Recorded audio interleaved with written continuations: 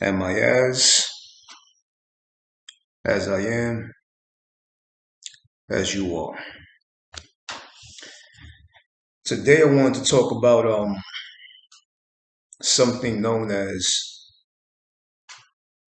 karmic resonance. Karmic resonance, which is in other words a resonating karmic thing or structure. Um so I guess we will dive into it. Okay. Today's topic is karmic resonance, and we'll touch upon that real quick. Okay. Karmic resonance. Of course, we'll go doorway by doorway, line for line for a second. That person or personality is no longer them anymore. This is when basically somebody transitions, what you may call as death. I call it graduation.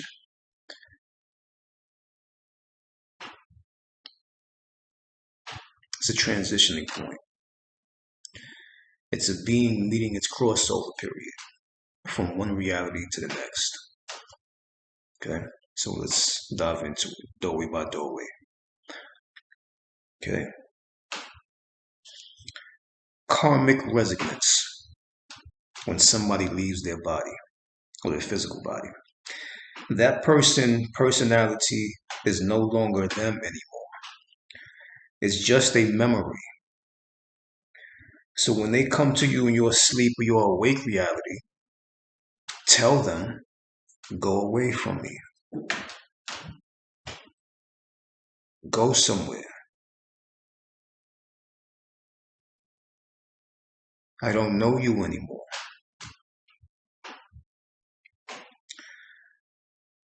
Well, why would you say this? Sounds heartless, right? Sounds cold, sounds cruel, sounds rude. When they come to you and you say, no, go away. Well, let's understand why we would say this. You're doing that to help them leave that karmic resonating program that they're stuck in and stuck within an instant replay, a constant replay. They appear in your presence and or project to you as a memory, a mental and emotional memory signature. Because they're connected to you from there, from that location of mind and memory. They're kind of stringed to you from your memory, body memory, brain memory, and mind memory. In life, in living a life, you have things like memory, program, habit, repetition, routine, and these are connected along with the experiences in the physical life of pain, hurt, feeling, and emotion. And these things basically only exist, or only happen, only occur, only exist to create the karmic structure and to build the karmic structure in order to uphold a karmic structure. In order to make the karmic body as physical as possible, so that some kind of translucent like embodiment still remains even after the life force or the spirit exits the physical body. You see, so understand this kind of thing is these entities kind of created a certain kind of memory and a certain kind of way of living and a way of life when they were in the physical body. And if they leave their body for an unfortunate, what we may know as an unfortunate circumstance, somebody getting shot in the head, somebody getting ran over, somebody falls off the building, dies from some transitions for some sort of illness or sickness or dis-ease or disharmony within their body. And they didn't have time to actually let go, or didn't make the time or conscious time to actually let go of that physical body and its physical experience. It'll return back as a karmic structure, or it'll remain as a karmic body or a karmic structure. So we come here basically to, when you're in the physical body, we came here basically to master creating cycles and to master breaking cycles. A cycle is a personality or an experience, certain things that we create and develop while we're here in the physical body. We create a personality and master personality.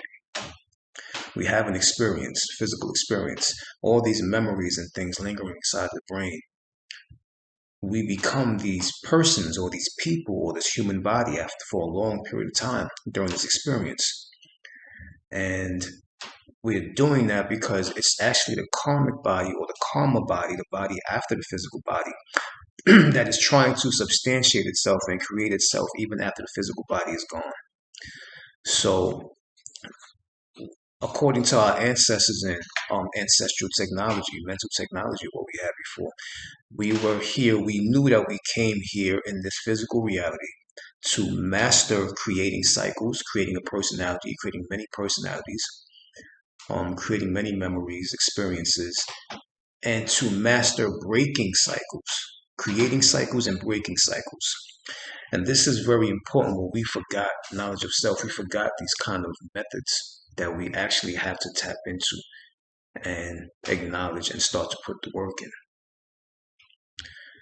Basically what this does is mastering creating cycles and breaking cycles. It assists in our release. It assists in the release of our karmic body or karmic structure. So at the same time we master cycles, we also master breaking cycles, because we knew that when we leave this physical body, as we are experiencing things in this physical body and memory and experiences and things of that nature, we knew that something else beyond this body, that this body was animating on, is trying to substantiate itself even when this physical body leaves. So we knew at the same time we created cycles, we had to break cycles. Only because when we break it, it assists in our release from our karmic body or karmic structure. And basically, this is why our ancient Cometian ancestors, or what you want to call ancient Egyptian, but it's Cometian, Kemet, KMT. Our ancient Cometian ancestors constantly said this one thing: this whole life that you call life or living is an illusion. And when you transition and leave this body, your heart, or what we know as IB, has to weigh lighter than the feather of Ma'at in the halls of Ma'at, when weighed by the god or the entity we know as Anubis, or who was known as Anubis, at the crossing of death in order to pass into the afterlife, or what I call the beyond life. Because if your heart weighs lighter than a feather, then you no longer come back to a physical structure. You go on to something else, which the mind, a certain kind of phenomenon of existence, which this brain cannot fathom at this point. It has no understanding of that. It's not supposed to. Okay? And this is all happening while another god or another entity we know as Thoth recorded the findings. Recorded findings, which is also known as the Akashic Records, which I'm sure probably many of you heard or haven't heard before. These are records of your spiritual human experiences as you travel and transmorph from one entity and reality to the next. And this is how they kind of transcribed it back then, how they were trying to explain to you that something was going on to... It's not, I don't want to say you're being tested, but it's something that If you don't let go of this cycle which you have created, you will become victim to it in some form of way of understanding, and you will return to what you call reincarnation. Okay, so understand the memory, the program, the habits that you have here, the repetitious things that you do, the routines that you get involved in. These all are creating itself in order to substantiate and give a unphysical body to that unphysical component that you are when this physical component starts to disappear and disintegrate and deteriorate and leave this physical realm. Something else is trying to create itself stronger. So in the physical, this is the unphysical body, the karma or the karmic resonance. I get a memory. I have memories now of certain things in the physical body. It gets a little stronger. Now I'm getting into programs of certain things while I'm living this physical life. It gets a little stronger. Then I'm saying I have emotions, stronger. Memory or experiences, feelings, stronger. And these things start to happen throughout the physical experience as this karmic body creates its strength. So when this physical body leaves, this karmic body still remains here because it hasn't yet fully let go, or it can't let go because it's something which cannot let go or hold on. It's just here to create itself as you create your physical self. But in your physical reality, you have to start, as you create cycles, you have to start breaking these cycles. You create them, you break them while you're in the physical body because the karmic structure can't do that or has more difficulty making that happen as if rather than you being, or it has more difficulty making that happen. Whereas you in the physical body can determine and have a discriminating mind to say, I shouldn't do this, I should do that. You see what I'm saying? So the karmic structure doesn't have that decisive choice option.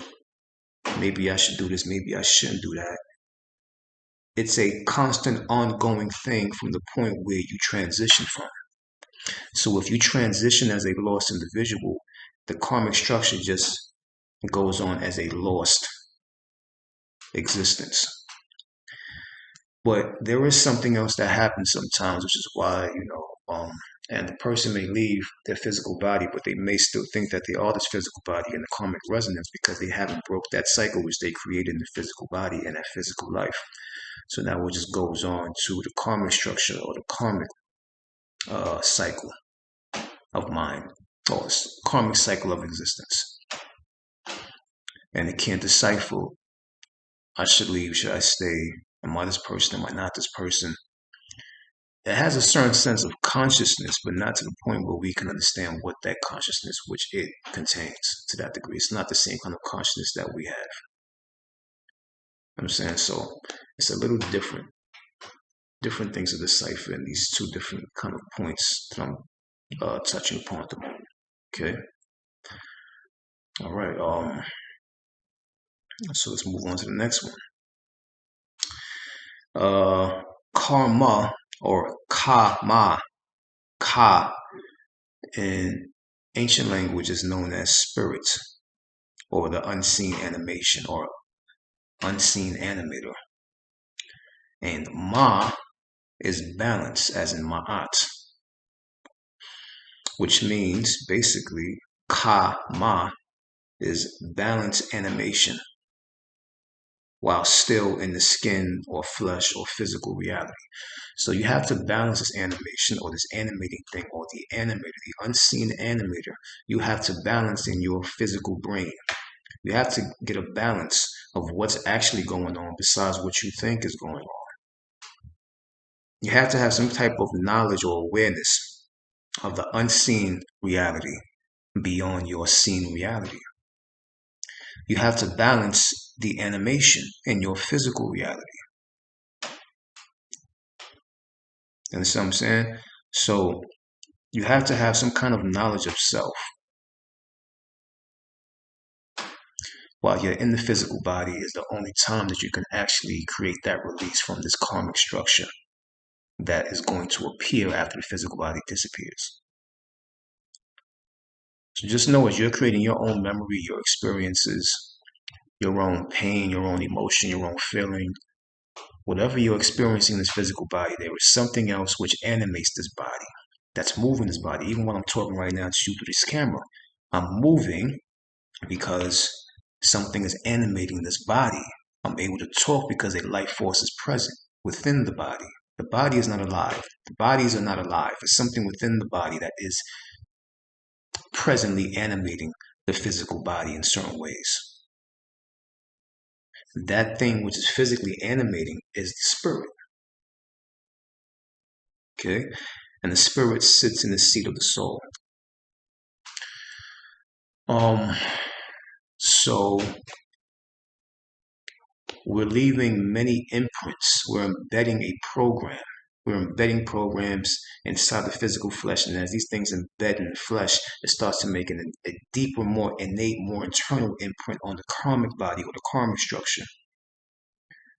As it's making this imprint and this embedding is happening, you, the one who has choice and decision, or choice and decision, right and wrong, wrong and right, should I do it, should I not do it, should I do it, should I not do it, you have these left and right brain hemispheres which are parted because you're able to decipher and make a choice or a decision on things, whether you should move forward with something, whether you shouldn't, whether you should keep going, whether you should stop. And in this left brain and right brain hemispheres where you have to start to create the release from the karmic body, which will appear after the physical body disappears. And this is your time to do that. Now, this is your time to start doing that right now. Okay, so you want to balance that animation. So basically, you want to release from this human thing, humanity, while you're in the human structure. Not while you're in the karmic structure, because it gets more difficult. Because if you transition on something, a certain kind of mindset, that mindset will keep just going forward. When you leave the physical body, it'll keep on going because it doesn't have a distinction of, should I stop? Should I return back? Should I make a left or right? I'm not the karma body. The karma body can't do that. It has to be assisted through somebody else in the flesh, which has a distinctive mind, a discriminating brain. That's why spirits come to you, or you say spirit came to me, or she came to me, or he came to me. They died, but they came to me. They talked to me. Because they're coming back. This thing which doesn't have a brain anymore is coming to things with a brain to get some feedback that it isn't this karmic structure, so that it can release and move on to its next journey or its next mission in this existence. Which is why I said in the beginning, when these things come to you, you say, no, get away from me. I don't know you. Go over there. No, you don't know me. And get out of here. Go over there. No, you're not my uncle. You're not my father. You're not my mother. I don't know. What are you talking about? By doing this, you may have some kind of human compassion and sympathy. You may feel something humanly in your heart, like, man, damn, I felt bad doing that. Secretly in your mind, but in your spirit, you have to do this. If you don't, you keep them trapped, which is what they call purgatory. You keep them in the limbo states. So you have to release them from that karmic structure. And this is where you get seances and rituals come in, where these people do certain things to make certain things happen for this entity which is floating in between worlds or in between dimensions. Okay? It's about two more. The next doorway is, if someone you care about transitions, call them by their initials of their name. Call them by the initials of their name. For example, if her name was Dawn, you would call that entity by saying, or conjure up the entity by saying, hello, DAWN. Calling them by their human name. Um,